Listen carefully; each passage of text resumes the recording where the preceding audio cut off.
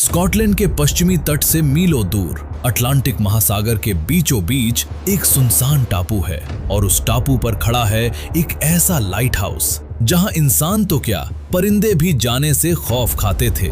ये एक ऐसी जगह थी जो बाहरी दुनिया से पूरी तरह कटी हुई थी। इसी लाइट हाउस की रखवाली के लिए 3 लोग तैनात थे। सब कुछ ठीक चल रहा था, लेकिन फिर एक रात कुछ ऐसा हुआ जिसने पूरी दुनिया को हिला कर रख दिया। वो तीनों लोग वहां से रातों रात हवा में गायब हो गए। ये कोई कहानी नहीं बल्कि एक सच्ची घटना है जो आज तक एक खौफनाक रहस्य बनी हुई है। तो चलिए जानते हैं आखिर उस रात उन तीनों के साथ हुआ क्या था।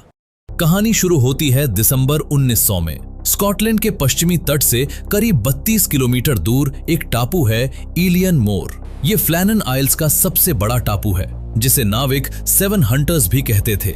ये कोई आम टापू नहीं था। स्थानीय लोगों का मानना था कि ये जगह शापित है, यहाँ अजीबोगरीब घटनाएं होती हैं। लेकिन साल 1899 में जहाजों को हादसों से बचाने के लिए सरकार ने इस मनहूस माने जाने वाले टापू पर एक 75 फीट ऊंचा शानदार लाइट हाउस बना दिया। इसे चलाना कोई बच्चों का खेल नहीं था, इसलिए इसके लिए सबसे काबिल लोगों को चुना गया। इस लाइट हाउस की कमान 3 बहुत ही अनुभवी लाइट हाउस कीपर्स के हाथों में थी। जेम्स डुकार्ट 43 साल के जेम्स इस टीम के लीडर यानी हेड कीपर थे।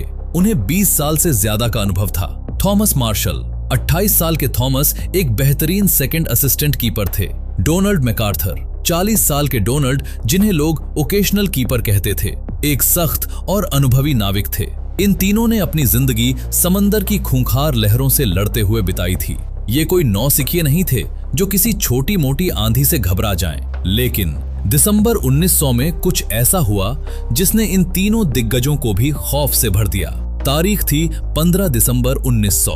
आर्चटर नाम का एक बड़ा जहाज उस रात उसी रास्ते से फिलाडेल्फिया से स्कॉटलैंड की ओर जा रहा था। मौसम खराब था। नियम के मुताबिक एलियन मोर टापू से गुजरते हुए उन्हें उस नए लाइट हाउस की तेज रोशनी दिखनी चाहिए थी जो उन्हें सही रास्ता दिखाती। लेकिन कैप्टन ने जब दूरबीन से देखा तो उसके होश उड़ गए। एलियन मोर टापू पर बिल्कुल अंधेरा था। लाइट हाउस की बत्ती बुझी हुई थी। समुद्री दुनिया में लाइट हाउस की बत्ती बुझने का मतलब सिर्फ एक ही होता था, बहुत बड़ा खतरा या कोई अनहोनी।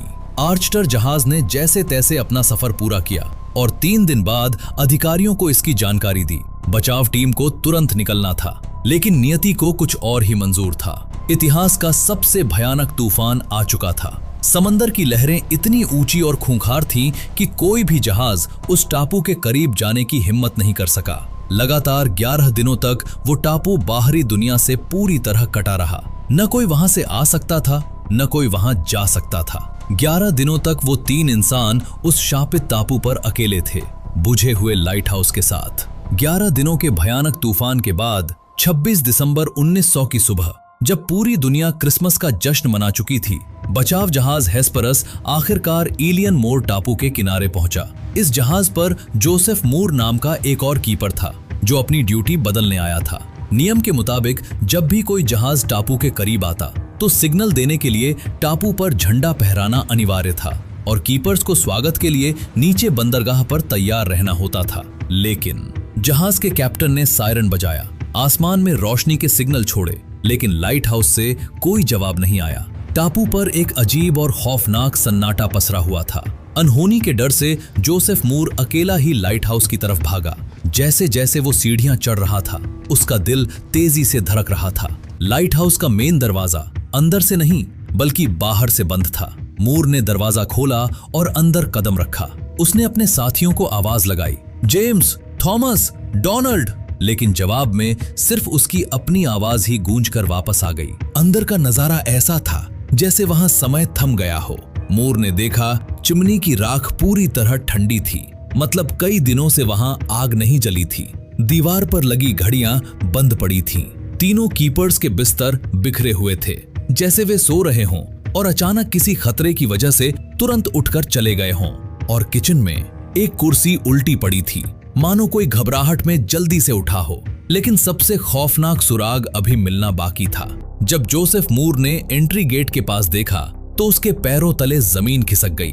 वहां ड्यूटी पर जाने के लिए इस्तेमाल होने वाले वाटरप्रूफ बरसाती कोट रखे जाते थे। 3 में से 2 कीपर्स के कोट गायब थे, लेकिन तीसरे कीपर डोनाल्ड मैकार्थर का कोट वहीं खूंटी पर टंगा था। इसके साथ ही डोनाल्ड के जूते भी वहीं रखे थे। जरा सोचो, बाहर मौत का तांडव चल रहा था, एक ऐसा तूफान जो बड़े बड़े जहाजों को डुबा दे। ऐसे में डोनाल्ड जैसा एक बेहद अनुभवी नाविक अपना कोट और जूते पहने बिना कड़ाके की ठंड में बाहर क्यों जाएगा? क्या कोई ऐसी चीज थी जिससे वो इतना डर गए थे कि उन्हें कपड़े पहनने का भी वक्त नहीं मिला, या फिर किसी ने उन्हें बाहर जाने पर मजबूर किया था? जोसेफ वापस जहाज पर भागा और पूरी टीम को लेकर आया। उन्होंने टापू का कोना कोना छान मारा, लेकिन तीनों कीपर्स का कोई नामो निशान नहीं मिला। वो 75 फीट ऊंचे लाइट हाउस से हवा में गायब हो चुके थे। लेकिन असली कहानी तो अभी शुरू होनी थी, जिसकी किसी ने कल्पना भी नहीं की थी। जब जोसेफ मूर और उनके साथियों को लाइट हाउस के अंदर कोई इंसान नहीं मिला, तो उनकी नजर एक डेस्क पर गई। वहां रखी थी लाइट हाउस की लॉग बुक, जिसमें कीपर्स रोजाना मौसम और अपने कामों का ब्यौरा लिखते थे। उन्होंने सोचा कि शायद इसमें गायब होने का कोई सुराग मिल जाए, लेकिन जब उन्होंने 12 दिसंबर से 15 दिसंबर के पन्ने पढ़े तो उनकी रीढ़ की हड्डी में सिहरन दौड़ गई। उन पन्नों में जो लिखा था वो किसी डरावने सपने से कम नहीं था। पहली अजीब लिखी हुई बात 12 दिसंबर की थी। इसे थॉमस मार्शल ने लिखा था। भयंकर तेज हवाएं चल रही हैं। मैंने अपनी जिंदगी में 20 सालों के समुद्री सफर में ऐसा तूफान कभी नहीं देखा। हेड कीपर जेम्स डुकाट बिल्कुल शांत है और डोनाल्ड मैकार्थर रो रहा है। जरा ठहरो और सोचो। डोनाल्ड मैकार्थर, जो एक बेहद सख्त और खूंखार नाविक के रूप में जाना जाता था, जिसने दुनिया भर के खतरनाक समंदरों का सामना किया था, वो एक तूफान से डरकर रो रहा था। ऐसा क्या था उस तूफान में जो इन लोगों को अंदर तक तोड़ रहा था? 13 दिसंबर की लिखी हुई बात और भी ज्यादा डरावनी थी। लॉगबुक में लिखा था, तूफान अभी भी जारी है, हम बाहर नहीं जा सकते, हम तीनों प्रार्थना कर रहे हैं। इन 3 अनुभवी नाविकों का समंदर के बीचों बीच एक 75 फीट ऊंचे और बेहद मजबूत टावर में बैठकर मौत के डर से प्रार्थना करना, ये बात बचाव दल के गले नहीं उतर रही थी। उन्हें किस बात का इतना खौफ था? लेकिन इस पूरी कहानी का सबसे बड़ा और दिमाग घुमा देने वाला रहस्य तो अब सामने आया। जब जांच अधिकारियों ने 12, 13 और 14 दिसंबर के मौसम का रिकॉर्ड चेक किया तो पता चला कि उस समय एलियन मोर के आसपास के पूरे इलाके में मौसम बिल्कुल साफ था, कोई तूफान नहीं था। तो फिर वो कौन सा तूफान था जिसका सामना ये तीनों कर रहे थे? क्या वो तूफान सिर्फ उसी टापू पर था, या फिर वो तूफान समंदर में नहीं बल्कि उनके दिमाग के अंदर चल रहा था? लॉगबुक में आखिरी बार 15 दिसंबर की सुबह 9 बजे कुछ लिखा गया था। इसमें थॉमस मार्शल ने बस इतना लिखा था, तूफान खत्म हो गया है, समुद्र शांत है, भगवान सब पर कृपा करें। इसके बाद लॉगबुक में कुछ नहीं लिखा गया। जब जांच टीम ने टापू के पश्चिमी हिस्से का जांच किया तो वहां तबाही का खौफनाक मंजर था। समुद्र तल से 100 फीट ऊपर लगी लोहे की रेलिंग मुड़कर टूट चुकी थी। बड़े बड़े बक्से चकनाचूर हो गए थे और 1 टन भारी पत्थर अपनी जगह से कई फीट दूर पड़े थे। ये किसी आम तूफान का काम नहीं था। ये तबाही चीख चीख कर बता रही थी कि वहां कुछ बहुत ही भयानक और शक्तिशाली टकराया था। आखिर 15 दिसंबर की दोपहर ऐसा क्या हुआ जिसने उन तीनों को हमेशा के लिए निगल लिया? क्या वो किसी विशाल लहर का शिकार हुए? क्या उनके बीच कोई खूनी जंग हुई थी, या फिर इस शापित टापू पर कोई ऐसी शैतानी ताकत थी जिसका जिक्र वो अपनी डायरी में कर रहे थे? 26 दिसंबर को जोसेफ मूर के पहुंचने के तुरंत बाद लाइट हाउस बोर्ड के सुपरिंटेंडेंट रॉबर्ट मूरहेड ने इस मामले की गहन जांच शुरू की। मूरहेड उन तीनों कीपर्स को अच्छी तरह से जानते थे। उन्होंने टापू का कोना कोना छाना, लॉगबुक पढ़ी और हर सबूत को ध्यान से जांचा। वो इस नतीजे पर पहुंचना चाहते थे कि आखिर उन 11 दिनों में ऐसा क्या हुआ। मूरहेड की जांच के बाद और पिछले 120 सालों में इस रहस्य को सुलझाने के लिए कई थ्योरी सामने आई। चलिए उन पर नजर डालते हैं। पहली और सबसे विश्वसनीय थ्योरी, जो खुद रॉबर्ट मूरहेड ने अपनी आधिकारिक रिपोर्ट में दी।